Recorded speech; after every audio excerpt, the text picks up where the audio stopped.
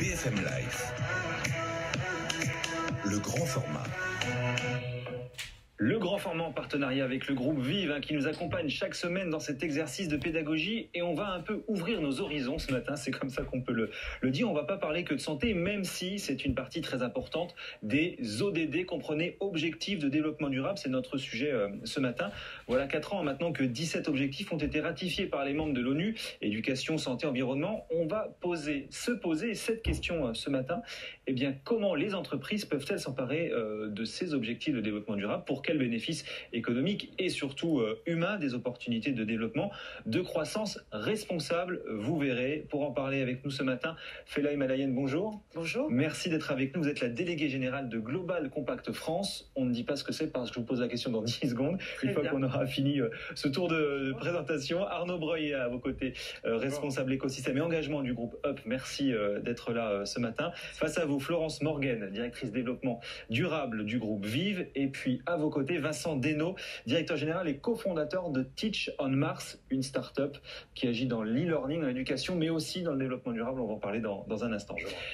Première question très simple, mais je me tourne vers vous, Felaye Malayenne. Merci d'être là parce que on va rappeler dans un instant ce que sont finalement ces ODD et où sommes-nous. Mais d'abord, finalement, expliquez-nous en quelques instants ce qu'est le Global Compact. Parce qu'en fait, on se rend compte qu'on n'a pas n'importe qui sur ce plateau ce matin. Alors bon, déjà, je vous remercie vraiment de nous donner l'opportunité de parler du Global Compact. Global Compact, c'est un mouvement d'entreprise engagé en faveur du développement durable. Ce qu'il y a de spécifique, c'est que c'est un mouvement qui est engagé sous l'égide de l'ONU. Ça existe depuis les années 2000, avec des thématiques, 4 thématiques sur lesquelles les entreprises s'engagent. La question des droits humains, la question des normes internationales du travail, de la lutte contre la corruption et la question de l'environnement. Et vous avez été missionné par l'ONU pour mettre en place, en tout cas gérer finalement ce dispositif ODD. Exactement. Depuis septembre 2015, c'est-à-dire la date à laquelle les objectifs de développement durable ont été adoptés par l'ensemble des États membres de l'ONU, le secrétaire général de l'ONU en fait a missionné le Global Compact pour rendre concret, audible, pragmatique, les objectifs de développement durable pour les entreprises. Donc, je suis très heureuse d'avoir l'opportunité aujourd'hui de vous en parler. D'être là ce matin. Justement, on va pour introduire, rappeler ce que sont ces objectifs de développement durable avec vous, Julien Casqui, journaliste à la rédaction de BFM Business. 17 objectifs donc qui ont été lancés à l'initiative de l'ONU. Et oui, les ODD, ce sont donc les objectifs de développement durable. Ils ont été adoptés effectivement en septembre 2015 par les 193 États membres de l'ONU lors du sommet spécial du développement durable. Alors ces ODD, ils s'inscrivent dans un programme plus global de développement durable, l'Agenda 2030, et qui vise à mieux lutter contre la pauvreté et à assurer une transition plus juste en matière de développement durable. Alors tous les acteurs de la société sont concernés, les États bien évidemment, les citoyens, les institutions publiques et bien sûr les entreprises. Bon, et concrètement, à quoi ça ressemble ces ODD, Julien? Eh bien, ces ODD, il y a 5 grandes catégories. Les premiers pour la planète, ceux pour la population, par exemple, pas de pauvreté, l'ODD numéro 1, l'éradication de la faim, ODD numéro 2, pour la prospérité, pour une éducation de qualité et pour la paix. Et concrètement, ça ressemble à quoi ces ODD, Julien? Eh bien, il y a 5 grandes catégories. Ceux pour la planète, pour une eau et une énergie propre, ODD 6 et ODD 7. Pour la population, pas de pauvreté, éradication de la faim, pour une éducation de qualité, pour la prospérité et pour la paix. Parmi les objectifs qui impactent directement les entreprises, on retrouve le travail décent et la croissance économique, ODD 8, l'égalité entre les sexes, les mesures relatives à la lutte contre les changements climatiques, l'utilisation d'une consommation et d'une production responsable et enfin une meilleure santé et un plus grand bien-être. C'est la première fois dans un agenda des Nations Unies que les entreprises, que le secteur privé est autant mis à contribution. Alors la grande question, c'est de savoir si bien ce secteur privé, ces entreprises, elles vont vraiment respecter leurs engagements. Ce sera aux États signataires bien de s'assurer que ces obligations sont bien remplies. Et c'est la question qu'on va se poser ce matin. Merci beaucoup, Julien Casqui. Justement, Fela, on en est où aujourd'hui de ces objectifs de développement durable? Comment est-ce que ça avance tout ça? Alors, il faut simplement rappeler que donc il n'y a pas encore de caractère d'obligation de ces objectifs de développement durable. C'est une incitation. Il faut y contribuer. Et c'est ça qui est très nouveau par rapport à l'ONU, c'est que tout le monde est appelé à y contribuer. Nous, qu'est-ce qu'on constate du côté déjà de l'État? Donc, il y a eu cette adoption des objectifs au niveau des Nations Unies. Ensuite, chaque pays doit se doter d'une feuille de route nationale qui dit « je vais atteindre tel indicateur sur la pauvreté, tel autre sur la question de la santé, etc. » Et ensuite, les entreprises sont invitées à contribuer. Alors, comment elles contribuent? Déjà, le plus important pour elles, c'est de comprendre de quoi on parle. C'est de s'approprier le sujet. Donc, c'est de lire ces objectifs de développement durable et derrière ces 17 objectifs, je veux perdre personne, mais c'est important de le dire, il y a 169 cibles. Ouais. Et ces cibles, derrière chacune de ces cibles, il y a un indicateur chiffré, un ou plusieurs indicateurs chiffrés. Bon. À partir de là, les entreprises, elles ont cette première étape, comprendre. Deuxième étape, c'est se poser la question par rapport à ces objectifs, comment elles les impactent de manière positive? Est-ce que je contribue à promouvoir un travail décent? Est-ce que je contribue à une économie circulaire? Est-ce que je lutte contre la pauvreté? Donc, impact positif. Et de l'autre, comment j'impacte négativement? Est-ce que dans mon traitement des eaux usées, par exemple, je suis attentive à ça? Ça, c'est la deuxième étape. Et ensuite, c'est se donner des indicateurs pour elles. Justement, alors on va demander en l'occurrence aux entreprises qui sont présentes sur ce plateau leur retour d'expérience d'une certaine manière. Florence Morgan, Groupe BIV, est-ce que c'est finalement aujourd'hui facile de comprendre, de s'emparer de ces objectifs et pour quelles raisons on le fait?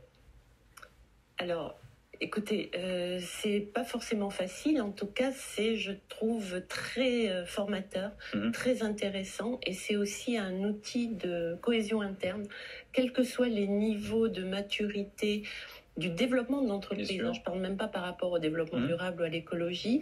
À un moment donné, on vit tous dans les entreprises des moments de rapprochement, de fusion, de cultures différentes entre différentes populations. Et ce qu'il y a de magique finalement avec les objectifs de développement durable, c'est qu'on ne peut pas être d'accord ou pas d'accord.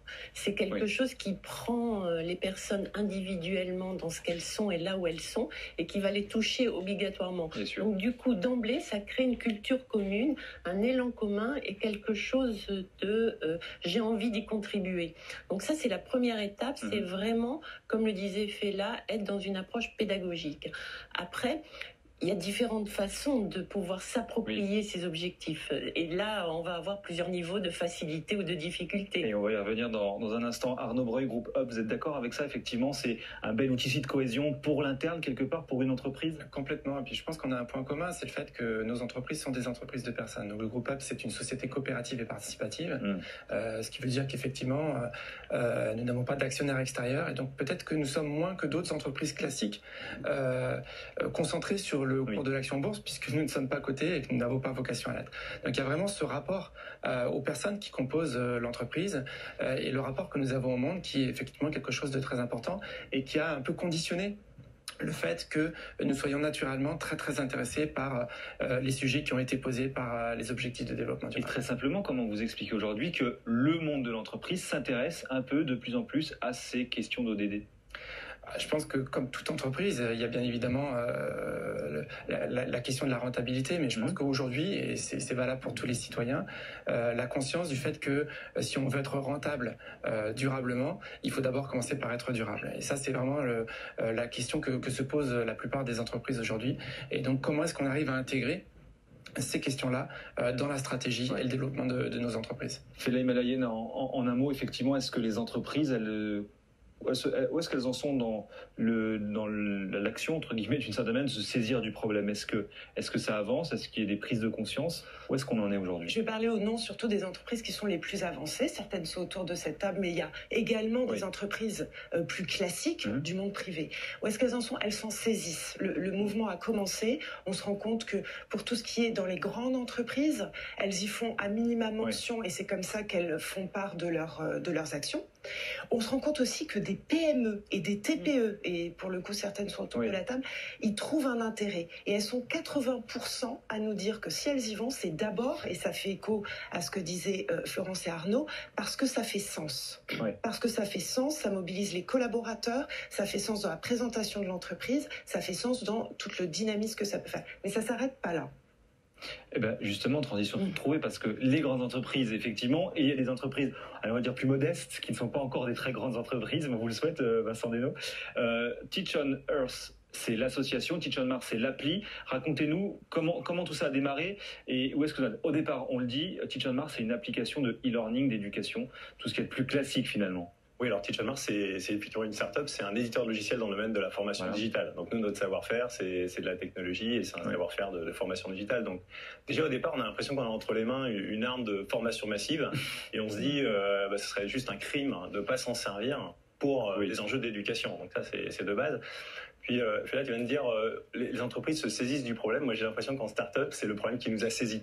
C'est-à-dire que on est un groupe d'individus, on veut changer le monde. Évidemment, on est une start-up. Tous les femmes et les hommes que nous recrutons veulent de toute façon, de base, évidemment, changer le monde et se saisir des objectifs de développement durable. Et donc Teach on Mars, effectivement, ça marche bien, même très bien d'ailleurs. Et vous avez créé d'une certaine manière en parallèle, on peut dire comme ça, une association qui s'appelle Teach on Earth, en l'occurrence. Oui. Et donc là, vous allez proposer, à partir de vos logiciels, de vos plateformes, du contenu à visée pédagogique, éducative, mais sur ces questions de développement durable. Exactement, on a sorti le 25 septembre, et c'est pas un hasard, cette application donc sur les App Store, Android et iPhone.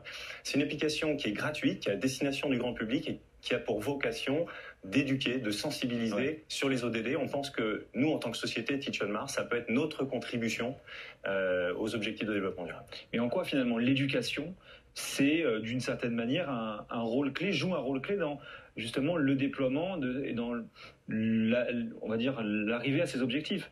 On reprend souvent une phrase qui a été citée par Nelson Mandela, en tout cas qui lui a attribué l'éducation est l'arme la plus puissante pour changer le monde. Donc on pense que là c'est la base, et vous me direz ce que vous en pensez, mais c'est la base pour changer les esprits. Nous on a la chance d'avoir une technologie qui marche bien sur smartphone, c'est-à-dire qu'on peut avoir dans la poche une sorte d'assistant qui va nous aider à mieux comprendre ces enjeux et qu'est-ce qu'on peut faire chaque jour en tant qu'employé, en tant que citoyen pour travailler sur les objectifs de développement durable. Voilà. Florence Morgan, on en a dit un mot sur l'éducation, mais finalement même question aujourd'hui, en quoi l'éducation et plus largement la santé, la protection sociale contribuent à ces objectifs de développement durable et au développement durable de manière générale, parce qu'effectivement c'est important de le rappeler, mais ce n'est pas qu'une question environnementale. Et il y a encore beaucoup de personnes qui pensent effectivement qu'on s'occupe des arbres et des abeilles quand on parle de développement durable. Et effectivement, c'est important, mais il y en a 17 et c'est pas pour rien. Tout à fait.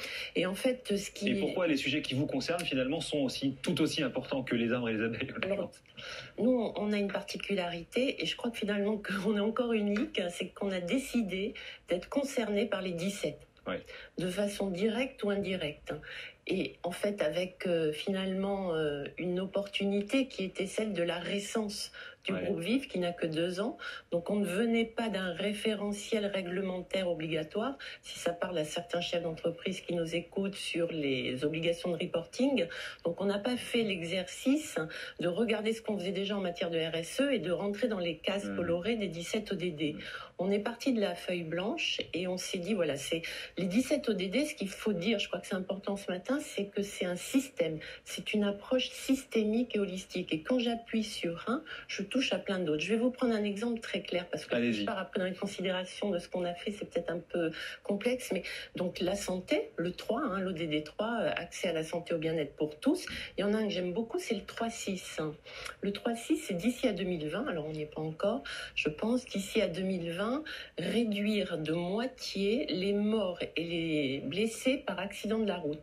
Et ça concerne tout le monde. C'est pas que dans les pays du Sud, ça concerne tout le monde. Et pour contribuer à la réalisation de cette cible d'action. Là, on est au niveau cible, comme le disait Fela. On est descendu d'un niveau par rapport à l'ODD. Eh bien, en fait, on va travailler sur quoi? Sur les addictions auprès des jeunes, parce qu'en fait, la mortalité au volant chez les jeunes, c'est dans 80% des cas lié à une addiction, à une prise de substance. Et en fait, tout de suite, là, la substance et l'addiction, on l'a dans une autre cible et un autre ODD. Oui, ça rejoint ce qui sont vos cœurs d'activité à vous, finalement. Oui, mais d'autres ODD aussi. On va travailler sur la mobilité. Parce qu'en fait, souvent, les personnes qui ont des situations précaires ont un travail en horaire décalé et la nuit parfois. Dans les zones d'aéroport, il y a des personnes qui travaillent dans les aéroports la nuit et qui n'ont pas de transport en commun. Bien sûr. Et qui n'ont pas les moyens d'avoir une voiture. Donc, ils vont avoir une voiture mal réparée, pas assurée. Et là, on va encore avoir de l'accidentologie et avoir de la mortalité. Donc, du coup, on va travailler aussi sur la mobilité. Et je pourrais en défiler la mobilité, donc l'accès, le travail, on va être sur le 4 ou le 5, l'égalité entre les sexes, parce que au niveau de la conduite, les hommes et les femmes ne sont pas dans des configurations semblables. Donc vous voyez, là j'ai juste, et je pourrais encore continuer, parce qu'il y a l'environnement. Oui. Si on a une voiture qui est mal entretenue, il y a aussi des considérations environnementales. Mais on impacte l'environnement. Donc, vous voyez, et c'est ça les ODD, c'est apprendre avec un sujet à contribuer à plein d'autres ODD. Arnaud Breuil, en un mot, qu'est-ce qui est mis en place chez vous? Et au-delà de ça, d'ailleurs, c'est quoi, d'une certaine manière, les bénéfices que vous en tirez, aussi bien, j'allais dire, bénéfices sociaux, humains, que des bénéfices aussi économiques? Est-ce que ça peut être le cas, d'ailleurs? Oui, alors je rebondis sur ce qu'il m'a dit parce que c'est vraiment intéressant de voir qu'en fait chaque entreprise aujourd'hui, on l'a dit, il n'y a pas de caractère coercitif aux objectifs de développement durable dans les entreprises, et donc on a construit notre approche par rapport aux ODD de façon très itérative. Comment, par rapport à notre projet stratégique qui repose sur 5 programmes, donc un programme de gouvernance économique, sociale, sociétale et environnementale, comment est-ce qu'on a intégré les ODD qui nous paraissaient comme étant prioritaires par rapport aux axes qu'on a souhaité mettre en avant. Donc on a effectivement quelques exemples très très concrets. Qu'est-ce qui est concrètement mis en place dans le groupe Up par exemple? Lutte contre le changement climatique. A priori pas dans le cœur de notre activité. Ah oui, on le rappelle, vous émettez donc des titres de services et des solutions de paiement. Le chèque déjeuner étant le plus connu dans le groupe Up, mais pas que. Donc effectivement, c'est pas au départ votre job, on peut dire ça comme ça. On n'est pas a priori conditionné, en tout cas marketé pour faire de la lutte contre le changement climatique un objectif principal du groupe. Et pourtant, et je crois qu'il y a eu une double prise de conscience en 2015. D'abord, il y a eu les ODD, dans un premier temps au niveau de notre entreprise, plutôt confidentiel. En tout cas, c'est pas arrivé de façon massive dans les têtes et dans les esprits. Par contre, il y a un moment qui a suivi, on s'en souvient tous, c'est la COP21 à Paris. On y a participé. Et là, on s'est rendu compte... il y a eu une vraie prise de conscience à ce moment-là. Il y a une vraie prise de conscience. Bien sûr. Et le fait que, comme toute grande entreprise, dans le cadre du reporting financier, financier et extra-financier surtout, nous faisions des bilans carbone. Donc, nous sommes capables de mesurer notre empreinte carbone, l'impact que nos activités ont sur le réchauffement climatique. Alors, le premier des objectifs quand on mesure l'empreinte carbone, c'est d'abord, bien évidemment, d'essayer de réduire cette empreinte. Donc là, on a mis en place un certain nombre de mesures très spécifiques en France et aussi à l'étranger. Très concrètement, une carte policy par exemple, pour amener les véhicules de fonction à tendre vers de la motorisation verte, vers de l'hybride, vers de l'électrique. On a comme objectif de passer au tout électrique et à minima au tout hybride dès 2020 pour l'ensemble de nos collaborateurs qui utilisent des véhicules de fonction. Mais, et c'est à cela que je voulais aboutir, on s'est dit qu'il fallait qu'on aille plus loin. Et donc on a décidé, depuis 2018, de compenser l'intégralité de nos émissions de carbone pour nos activités en France. Donc en fait, depuis 2018, nous sommes neutres en carbone, et donc l'ensemble de nos offres, et ça joue aussi vis-à-vis de nos clients. C'est-à-dire quand un client va choisir Up... Parce qu'il y a une logique responsable et éthique dans la démarche commerciale maintenant. Exactement. Il ne va pas intégrer dans son propre bilan carbone le fait d'être client Up et donc de bénéficier de titres repas, chèque déjeuner ou version carte ou dématérialisée. Fela Malayen, en un mot, comment est-ce qu'aujourd'hui, alors là on a 3 bons exemples sur le plateau, comment est-ce qu'aujourd'hui on incite aussi bien les grands groupes que des startups, que des petites PME à rejoindre ces objectifs, en tout cas essayer de faire des choses. Essayer de faire des choses. C'est simplement. Est-ce que c'est facile d'ailleurs? Ça demande un accompagnement et c'est pour ça que le Global Compact France est là. Mais ce qui est important pour les entreprises aujourd'hui de comprendre, c'est que D'une part, les objectifs de développement durable, donc c'est un sens, c'est un langage commun, mais c'est un langage que se mettent à parler les investisseurs qui vont demander aux entreprises, mais alors vous contribuez, je parle des investisseurs plutôt sur l'investissement responsable. Vous contribuez à l'écosystème voilà, qui vient des investisseurs, qui vient des collaborateurs, ça on l'a vu, qui vient des consommateurs aussi. Même si les consommateurs ne savent pas exactement ce que sont les objectifs de développement durable, ils résument quand même l'ensemble de leurs préoccupations, qu'elles soient environnementales, sociales, de santé, etc. Et puis, enfin, il y a aussi les grands donneurs d'ordre, qu'ils soient privés ou publics, qui interpellent l'entreprise. Donc les entreprises, elles ont toutes les raisons d'y aller parce que ça devient le langage commun. Ça, c'est le premier point. Le second point, c'est qu'il y a des opportunités business à trouver. On parle de 12 000 milliards de dollars par an jusqu'à 2030. Bien sûr, ça nécessite aussi des investissements, mais ça demande aux entreprises de penser leur métier autrement. Vincent Desnos, justement, avec Teach on Mars et avec Teach on Earth, on l'a compris, c'est quoi les opportunités justement au business pour vous? Est-ce que quand on fait ça, d'abord on se dit ça peut nous servir aussi pour le développement et la croissance de notre entreprise, et qu'est-ce que ça vous ouvre comme porte finalement? Alors, vous savez, nous, on aide les grandes entreprises à former leurs salariés. Et en fait, on voit bien qu'il n'y a pas que dans les startups, effectivement, qu'on est intéressé par les objectifs de développement durable. Les salariés veulent se former sur du développement personnel, sur le métier, mais aussi sur les ODD. Et donc, en tant que start-up, on essaye de pousser cette approche un peu holistique de la formation chez nos salariés, enfin, chez nos salariés et chez nos clients, pour répondre à cette demande. Après, je suis assez d'accord que l'idéal, c'est de trouver une sorte de business model autour de ça. C'est bien d'avoir des intentions sur les ODD, prendre le vélo, etc., faire du tri sélectif. Mais si on veut que ce soit durable, il faut un business model. Florence Morgan, pour terminer, effectivement, il y a la question du business model. Comment est-ce qu'effectivement on peut amener tout ça, tous ces objectifs à se développer et de faire en sorte qu'ils s'attaquent de plus en plus dans une logique d'entreprise tout à fait classique et traditionnelle?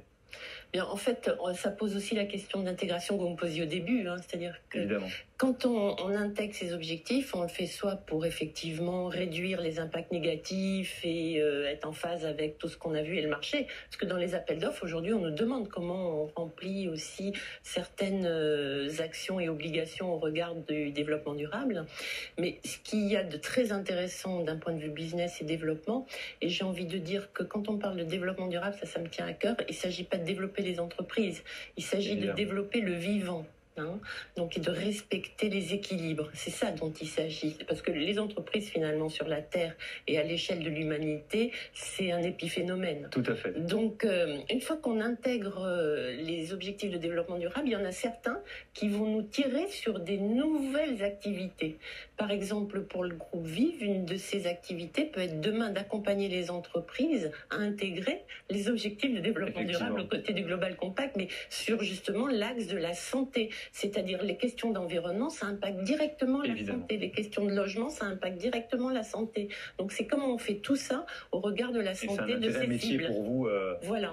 Mais ça va nous tirer, nous, dans notre transformation, à ne pas être qu'un acteur de protection sociale ou d'assurance complémentaire santé, mais de pouvoir être un vrai acteur du mieux vivre, du mieux être et du mieux responsable finalement.